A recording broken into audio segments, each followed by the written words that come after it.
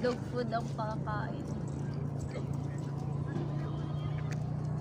Okay. Malaki po may punta no. Oo. Mahaba. Pero ito ang pinakang lungkutin ko. May sariling mundo yan.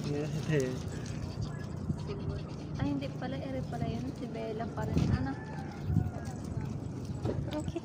Nagpangit yung buntot na rin gawa nung nabababad sa kulungan. Nagpagawa nga ako ng terrace sa kulungan niya. Teo! Ay, Teo. Ayun na. Teo! Come!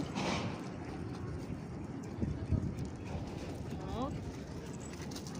Ang bait naman, lahat lahat ng bisita ay kala mo ay kilala niya na tao. Lahat na rin. Yung shih tzu lang namin talagang aggressive. Pero yun ang pinakang malambing. Si Sophie. Ay, si Summer. Siya lang ang wala dito sa aming aso. Gusto mo paglaro niya. Laro naman itong guardian namin sa gatan. Itong itim. Pares itim. Nababaksin mo.